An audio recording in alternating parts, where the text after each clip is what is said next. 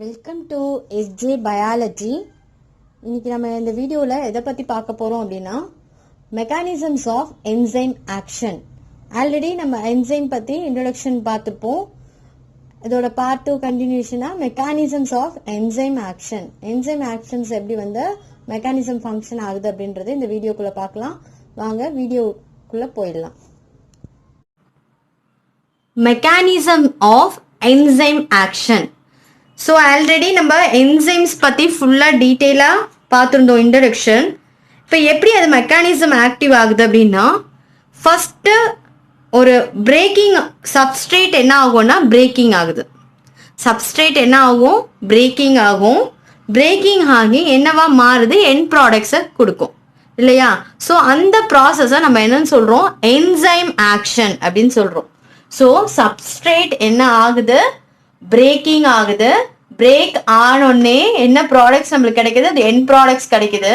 அந்த ஆக்ஷனை நம்ம என்ன சொல்றோம் அப்படின்னா என்சைம் ஆக்ஷன். அவங்க ஃபர்ஸ்ட் என்சைம் ஹைப்போதீசிஸ் தியரியை ப்ரொபோஸ் பண்ணது யாருன்னா மிக்காலிஸ் அண்ட் மென்டன். அவங்க தான் ஃபர்ஸ்ட் என்ன பண்ணாங்க? ஹைப்போதீசிஸ் தியரியை ப்ரொபோஸ் பண்ணது. ஸோ இதில் அவங்க என்ன எக்ஸ்பிளைன் பண்ணியிருப்பாங்க அப்படின்னா, ஒரு சப்ஸ்ட்ரேட் என்ன ஆகும் அப்படின்னா it's can be bind to the enzyme இல்லையா? ஆக்டிவ் சைட்டோட என்ன பண்ணும்னா என்சைம் வந்து பைண்ட் ஆகிறதுக்கு சப்போர்ட் பண்ணும் இல்லையா? Substrate binds to the enzyme activate சைட். என்சைமோட ஆக்டிவேட் ஏன்றது இங்க நான் என்னன்னு போட்டிருக்கேன் அப்படின்னா ஏன்றது ஆக்டிவேட் சைட். அப்போ இங்க எஸ்ன்றது சப்ஸ்ட்ரேட். இது எல்லாமே என்சைம் மாலிகுல், இது சப்ஸ்ட்ரேட் மாலிகுல். அப்போ ஆக்டிவேட் சைட்ல என்சைமோட ஆக்டிவேட் சைட்ல சப்ஸ்ட்ரேட் மாலிகுல் என்ன ஆகுது? பைண்ட் ஆகுது. So that enzyme plus substrate what enzyme substrate complex அப்படின்றது உருவாகுது இல்லையா? இதுதான் என்சைம் ஆக்ஷனோட mechanism. So substrate binds to the enzyme active சைட்ல பைண்ட் ஆகுது. ஆஃப்டர் தட் இந்த என்சைமோட பைண்ட் ஆகணும்னு என்ன கிடைக்குது? இஎஸ் கிடைக்குதா? என்சைம் சப்ஸ்ட்ரேட் காம்ப்ளெக்ஸ் நம்மளுக்கு கிடைக்கும். ஸோ இந்த என்சைம் என்ன ஆகும்னா கேட்டலைஸ் ஆகும் இல்லையா? பிரேக் டவுன் ஆகிறதுக்கு கேட்டலைஸ் ஆகும். அதுதான் கெமிக்கல் ரியாக்ஷன் சொல்லுவோம். That makes what? Substrate into the product, end product கிடைக்கிறதுக்கு ஹெல்ப் பண்ணும். So when the reaction is done, the enzyme released what? Product. End product என்ன பண்ணிடும்? ரிலீஸ் பண்ணிடும். ஒரு என்சைமோட ஆக்ஷன் கம்ப்ளீட் ஆயிடுச்சு அப்படின்னா உடனே எண்ட் ப்ராடக்ட் என்ன ஆகுது? ரிலீஸ் ஆகுது. After that the enzyme stays the same ready to catalyze another reaction. இந்த என்சைம் என்ன பண்ணும்? ஒரு சப்ஸ்ட்ரேட்டை காம்ப்ளெக்ஸை உருவாகணுன்னே எண்ட் ப்ராடக்ட்ஸை கொடுத்து ரிலீஸ் பண்ணோன்னே ஆஃப்டர் தட் என்ன பண்ணும்? அகெயின் இன்னொரு மாலிகுல்ஸில் போய் அட்டாச் ஆகலாமான்றது சேமாக வெயிட் பண்ணிகிட்டே இருக்கும். ஸோ தட் என்சைமோட ஆக்ஷனே அதுதான். ஒரு மாலிகுல்ஸோட மிங்கிள் ஆகும். ஆஃப்டர் தட் அதோட எண்ட் ப்ராடக்ட் ரிலீஸ் பண்ணோன்னே நெக்ஸ்ட் சைட்டில் போயிட்டு அட்டாச் ஆகிறதுக்காக வெயிட் பண்ணிட்டு இருக்கோம். So this is the enzyme mechanism action வந்து ஹைப்போதீசிஸ் தியரியில் ப்ரொபோஸ் பண்ணுறாங்க.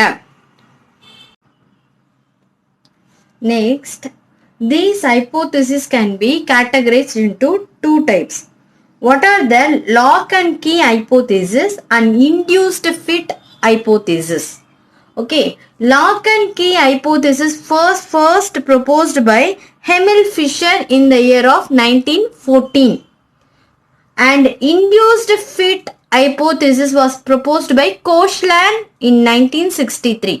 இது ஒரு 1 மார்க் பாயிண்ட் ஆஃப் வியூவில் நம்ம பார்க்கணும். எக்ஸாம் பாயிண்ட் ஆஃப் வியூவில் இதை கேட்கலாம். ஸோ 2 தியரிஸ் நம்மளுக்கு இருக்கு இல்லையா? We know that. So lock and key hypothesis வந்து எமில் ஃபிஷர்ன்றவங்க 1914ல் ஃபர்ஸ்ட் ப்ரொபோஸ் பண்ணியிருப்பாங்க. After that induced fit hypothesis அது வந்து கோஷ்லான்றவங்க 1963ல் ப்ரொபோஸ் பண்ணியிருப்பாங்க இந்த தியரி. ஆனால் மோஸ்டாக அக்செப்டபிள் தியரி எப்படின்னு சொல்லும் போது lock and key hypothesis theory தான் மோஸ்டாக அக்செப்டபிள்லாம் சொல்லுவாங்க இல்லையா? இதுதான் மோஸ்ட் அக்செப்டபிள் தியரி. எந்த ஒரு இன்வென்ஷன் நம்ம கண்டுபிடிச்சாலுமே நிறைய அதில் வந்து எதிர்மறை கருத்துக்கள்லாம் வரும் இல்லையா? ஸோ சயின்டிஸ்ட் நிறைய பேர் ஒத்துக்கிறது ஒரு தியரியை தான் நம்ம என்ன பண்ணுவோம்?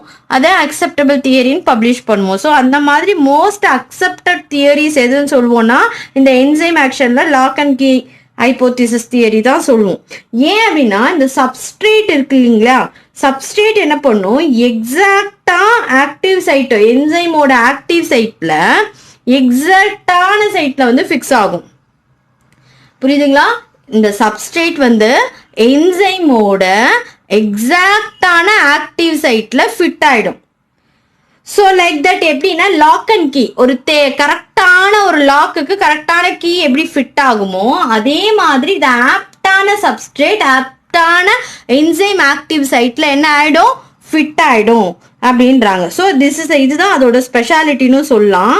ஆனா இது என்ன பண்ணாது, எக்காரணத்துக்கு கொண்டும், ஸோ என்சைம் சப்ஸ்ட்ரேட் காம்ப்ளெக்ஸா மாறிடுது. எக்காரணத்துக்கு கொண்டும் இது என்ன பண்ணாதுன்னா ஷேப்பை மாத்தாது. ஸோ தட் இதுல ஒரு முக்கியமான ஒரே ஒரு பாயிண்ட் நம்ம என்ன சொல்லுவோம்னா ரிஜிட் அண்ட் என்ன சொல்லுவோம், ஃபிக்ஸ்டு, ப்ராப்பரா இருக்கும்.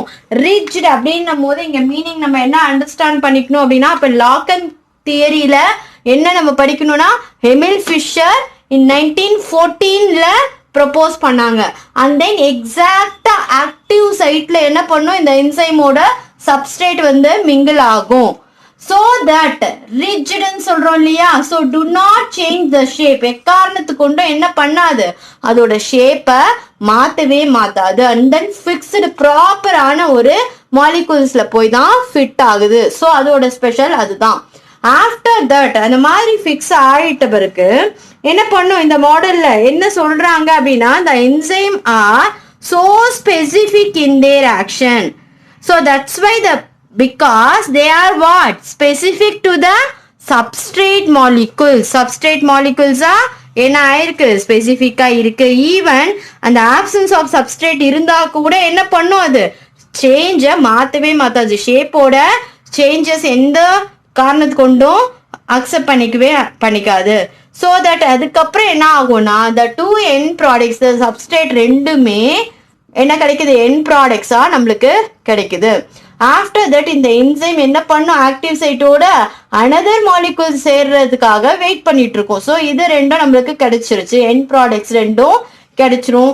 அகெயின் இந்த என்சைம் ஃப்ரீயா இருக்கும். ஃப்ரீயா இருக்கும் போது அகெயின் ஒரு மாலிகூல்ஸ்ல ஜாயின் ஆகிறதுக்கு வெயிட் பண்ணும். So this is the lock and key theory. So enzyme substrate இதுல நம்ம முக்கியமா என்ன தெரிஞ்சுக்கணும், இந்த சப்ஸ்ட்ரேட் எக்காரணத்துக்கு கொண்டும் ஷேப்பை மாத்திக்கவே மாத்திக்காது. Because the specific enzyme specific active site, அதனாலதான் அது மாத்திக்கவே மாத்திக்காது.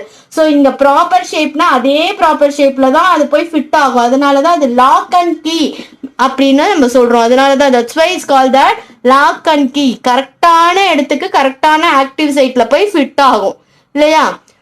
And then next induced fit hypothesis. Next பாருங்க, இன்டியூஸ்டு ஃபிட் ஹைபோதிசிஸ். ஆல்ரெடி சொன்ன கோஷ்லான்றவங்க 1963ல ப்ரொபோஸ் பண்ணியிருப்பாங்க இந்த தியரியை. இந்த தியரியில நம்ம ஃபர்ஸ்ட் லாக் அண்ட் கீல நம்ம என்ன பார்த்தோம், ரிஜிட்னு பார்த்தோம் இல்லையா. So does not change in to the shape. ஆனா இந்த சப்ஸ்ட்ரேட் வந்து இதுல எப்படி இருக்கும் அப்படின்னா ஃபிளெக்சிபிள் ஆயிடும். ஸோ இந்த ஆக்டிவ் சைட்டுன்னு இருக்கு இல்லையா, இந்த ஆக்டிவ் சைட்டுன்றது என்ன பண்ணிக்கும், சப்ஸ்ட்ரேட்க்கு ஏற்ற மாதிரி ஃபிளெக்சிபிளா it's can be changes. So slightly என்ன ஆகும்னா மாடிஃபை ஆகும். ஸோ என்சைம் சப்ஸ்ட்ரேட் காம்ப்ளெக்ஸ் வந்து அதுக்கப்புறமா ஃபார்ம் ஆகுது. So active site can modify it's shape as the substrate. அதுக்கேற்ற மாதிரி என்ன பண்ணிக்கும், அது மாத்திக்கும். ஸோ இன்டராக்ட் என்ன பண்ணும், இந்த என்சைம் வந்து இன்டராக்ட் பண்ணுது. இது ஃபுல்லாவே நம்ம என்ன சொல்றோம், என்சைம் சொல்றோம் இல்லையா. ஸோ இது ஃபுல்லா இருக்கிறது எல்லாமே என்னது, என்சைம். ஸோ இந்த ஆக்டிவ் சைட் என்ன பண்ணும், ரிகார்டிங் தட் அதுக்காக சப்ஸ்ட்ரேட்டுக்கு ஏற்ற மாதிரி என்ன பண்ணிக்கும், மாத்திக்கும் ஷேப்பை. இன் சம் கேசஸ் இந்த சப்ஸ்ட்ரேட் மாலிகூல்ஸ் என்ன பண்ணும், ஸ்லைட்டா சப்ஸ்ட்ரேட்டும் என்ன பண்ணிக்கும், சேஞ்சஸ் பண்ணும் சில டைம்ல. ஸோ அப்போ ஸ்லைட்டா சேஞ்ச் பண்ணி பாருங்க, ஸ்லைட்டா சேஞ்ச் ஆயிருக்கு. as it entered into the enzyme, அது மூலமா நம்மளுக்கு என்ன எண்ட் ப்ராடக்ட் கிடைக்கும், என்சைம் சப்ஸ்ட்ரேட் காம்ப்ளெக்ஸ் கிடைக்கும். புரியுதுங்களா. இதுதான் இன்டியூஸ்டு. லாக் அண்ட் கீனா ஃபிக்ஸ்டு ப்ராப்பரா இருக்கும். அண்ட் தென் இதுல எப்படின்னா இன்டியூஸ்டு ஃபிட் ஹைபோதிசிஸ்னா ஆக்டிவ் சைட்டும் என்ன பண்ணிக்கும், அதோட ஷேப்பை சேஞ்ச் பண்ணிக்கும் ஏதாவது சப்ஸ்ட்ரேட்டுக்கு ஏற்ற மாதிரி. சம் கேசஸ் சப்ஸ்ட்ரேட்டும் என்ன பண்ணிக்கும், அதுக்கேற்ற மாதிரி ஃபிளெக்சிபிளா ஸ்லைட்டா ஷேப்பை வந்து சேஞ்சஸ் பண்ணி எப்படியாவது என்சைம் உள்ள என்ட்ரு ஆகணுன்றது என்ட்ரு ஆகிடும். ஸோ தட் இதுதான் என்சைமோட சப்ஸ்ட்ரேட் காம்ப்ளெக்ஸ். அப்போ மெக்கானிசம்ஸ் ஆஃப் என்சைமோட ஆக்ஷனில் 2 தியரிஸ் ப்ரொப்போஸ் பண்ணியிருக்காங்க. One is what lock and key. So Emil Fischer in the year of 1914, again I recall, and induced fit hypothesis is a Koshland in 1963. இதுல முக்கியமா point என்ன தெரிஞ்சு வச்சுக்கணும், substrate எப்பவுமே என்சைமோட active சைட்ல தான் ஆட் ஆகும். ஆனால் லாக்கன் தியரியில கீ தியரியில வந்து ரிஜிட் ஷேப்பா இருக்கும். So does not change in the shape. ஆனா இன்டியூஸ்டு ஃபிட் ஹைப்போதிசிஸ்ல இருக்கக்கூடிய enzyme active site sometimes changes ஆகிக்கும். அதே மாதிரி சப்ஸ்ட்ரேட்டும் என்ன ஆகும், சேஞ்சஸ் ஆகி என்சைமோட மிங்கிள் ஆகும். ஆஃப்டர் தட் என் ப்ராடக்ட் நம்மளுக்கு கிடைச்ச உடனே அந்த பை ப்ராடக்ட் 2 பை ப்ராடக்ட்டும் ஃப்ரீயா ஆயிடும். என்சைம் வந்து அனதர் மாலிகூல்ஸோட பைண்ட் ஆகிறதுக்காக ஸ்டில் அங்கேயே என்ன பண்ணும், வெயிட் பண்ணும். So these are the mechanisms of enzyme action. இந்த வீடியோ உங்களுக்கு பிடிச்சிருந்ததுன்னா லைக் பண்ணுங்கள், கமெண்ட் பண்ணுங்கள், ஷேர் பண்ணுங்கள் அண்ட் மறக்காமல் எஸ்ஜே பயாலஜிக்கு சப்ஸ்கிரைப் பண்ணுங்கள். தேங்க்ஸ் ஃபார் வாட்சிங்.